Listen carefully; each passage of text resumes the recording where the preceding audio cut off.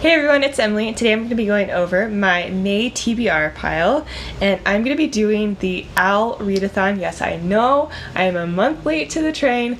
It's fine. So there was a lot that I already had set for April, and so I really just wanted to push it to May. I still wanted to participate because it sounds like so much fun, but I wanted to push off a little bit until May so that I could still participate even if it's a little bit late and be ready for the newts later on this year. So if you haven't heard of this readathon, she put so much work into it. I will link the announcement video below, but essentially it follows the Harry Potter classes, and there's a kind of book theme associated with every class, and you can pass your OWL by reading a book that fits the theme or fits the prompt for that class.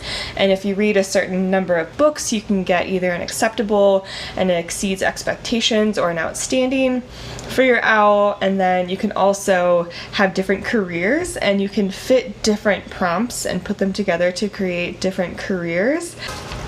So I thought it would be fun to shoot for the career in the wizarding world that actually most closely matches my actual job. So I'm going to shoot for ministry worker, and that's because I am a contractor for the federal government. I work for the State Department, or contract for the State Department. So in order to do a ministry, to have the ministry career, there was a set of, it's 5 different books, to make this career, or to fit the prompts for this career. And you can also specialize in something later on in the newts. You can kind of specialize in different areas of government ministry work, so that's going to be a lot of fun. So the books or the prompts that I need to fit for ministry worker include Charms, Defense Against the Dark Arts, History of Magic, Potions, and Transfiguration. So for Charms, the prompt is age line, read an adult work. So for this one, I wanted to read The Martian by Andy Weir. I've actually read Artemis and actually really enjoyed it. I've seen a lot of people who were not a fan, just totally fine. I actually still thought it was really entertaining, and if this is even better than Artemis, then certainly down for this. So this obviously was made into a movie, and I thoroughly enjoyed the movie. I saw it not too long after it came out, and follows an astronaut who was stranded on Mars. His crewmates thought that he was killed in an accident, but he actually survived and needs to survive on Mars. And Andy Weir just has a really hilarious writing style.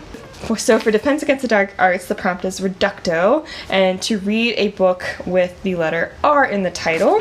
And I am going to read Ready Player One by Ernest Cline. And this is just a classic sci-fi novel. It's actually on Script this month, so I'll probably be listening to this mostly on audio during my commute, so I'm excited to be able to do that. So despite the fact this has been out for a while and is a classic, I don't actually know too much about this. I know it's kind of a virtual reality sci-fi world, so I'm just gonna dive in and see what I think. So the next prompt or the next book for ministry worker is History of Magic, which involves reading a book that is at least 10 years old. And for this one, I wanted to read The House on Mango Street by Sandra Cisneros. And this is actually also on Scribd. And this follows a little girl named Esperanza, and I say little girl, I forget how old she is in this. Just as a young girl named Esperanza who grows up in the Latinx area of Chicago, and it's just kind of little vignettes of her life growing up and her neighborhood and her friends, her family, and yeah, this is just a classic that I have been meaning to read for a long time. So that's going to be my History of Magic book. The next prompt, or the next book, is Potions, and the prompt for that is Next Ingredient, and that is to read a sequel to a book that you've read. And I actually had recently, I think a couple months ago, read An Ember in the Ashes, and I found A Torch Against the Night at my library book sale. So I'm excited.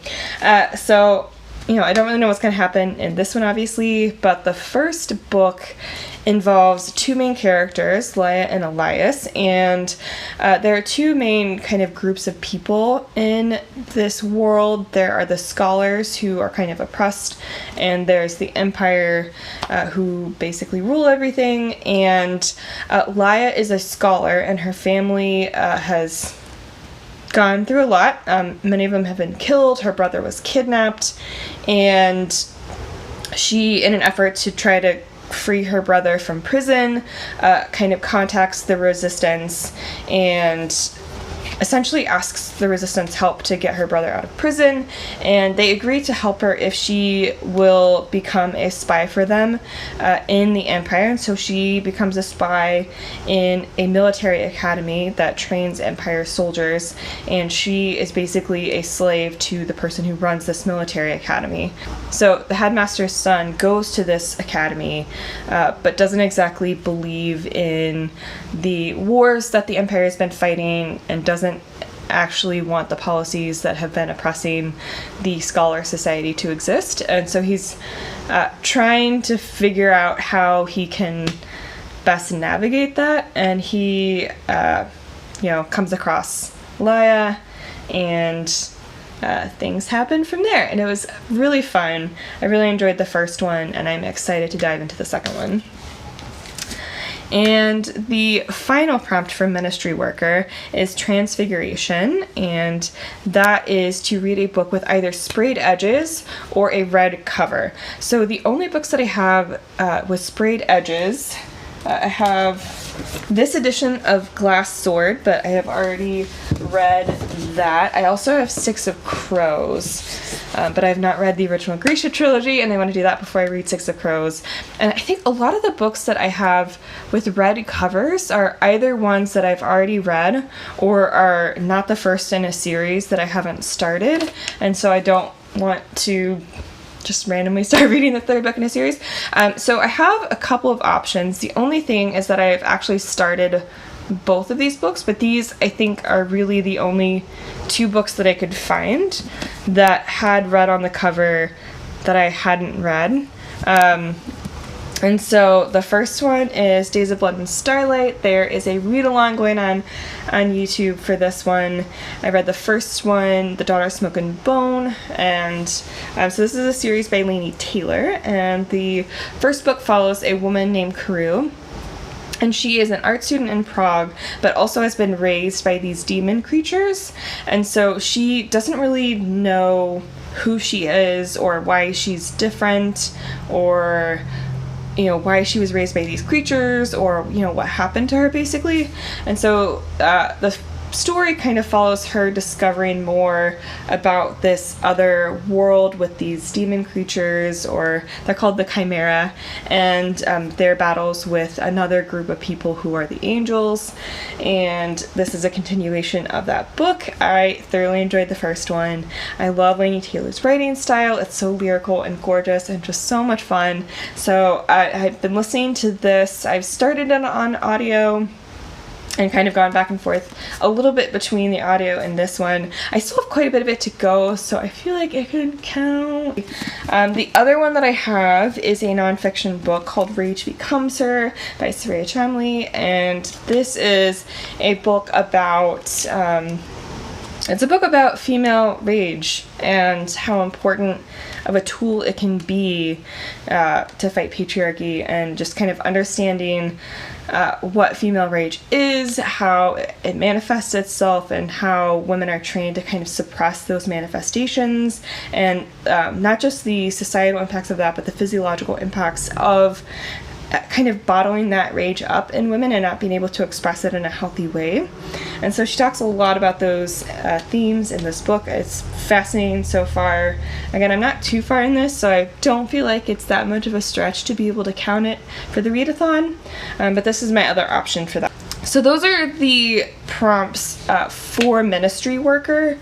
There are a couple of other ones. So that ministry worker set of books isn't going to be enough for me to get the number of books I want for Exceeds Expectations. And also I have a couple of others, and if I read these 2 others, I will also have read all the prompts needed for the magical zoologist career. And so I feel like it's appropriate because I work on environmental issues at the State Department. I'm a huge environmentalist, and I love animals. So if I can tie that in as well, all the better. And so I've got a couple of other books that will allow me to meet the Exceeds Expectations number of books, and also to achieve that other career, to kind of have an even more fitting set of magical careers going on. So the other prompts that I would need for the magical zoologist include herbology, which is the prompt is to have a book with a plant on the cover. And this can also fit for astronomy, which is to have a book with the word star in the title. And it is A Conspiracy of Stars by Olivia A. Cole. So it's kind of hard to actually see what these are, and they're just kind of I feel like these are plants though on this world. They have a lot of unique and interesting plants on the world that this book is set in. And so I'm gonna go with that's a plant. Whatever. So this book, and I've started it, I'm filming this a little bit into May, so I've actually already started this. This book gives me serious Avatar vibes. So this book follows a woman named Octavia, and she is part of basically a colony of people who have crash landed or emergency crash landed on a planet, and they have kind of an uneasy truce peace with the native dominant species on this planet, and that species has kind of allowed them to kind of set up an area to live and study the planet and kind of exist, since they can't really get off the planet anyway. And so, it follows this set of people, and you kind of get to understand this world and how they got there. And it's a lot of scientists who were on the original group of people who were there. And a lot of the people who are still living there are scientists, and kind of encourage the children in this society to become scientists so that they can better understand the world and understand how to survive. And so Octavia, her parents are both scientists in this world, and she has always just wanted to follow in her parents' footsteps and become a scientist. And so she starts an internship in her parents' kind of area of research, kind of their lab, their compound. And she starts seeing some weird things happen, and kind of the politics of this world and this group of people are super interesting. And so when weird things start happening, she kind of has to band together with some of her friends to kind of figure out what's really going on and how some of the political leaders in this world might ultimately be threatening this kind of uneasy peace that they have with the native species. So this one I'm going to count for herbology. It's fine. Close enough. Even if it's a non-earth plant, still a plant based in this world, I'm pretty sure, based on some of the descriptions, so we're gonna count it. So the last book that I have that could fit the OWL theme and the OWL Readathon is The Light Between Worlds, and this would be for the Cure of Magical Creatures, and the prompt is just to have a book with the land animal on the cover, and so boom, there you go.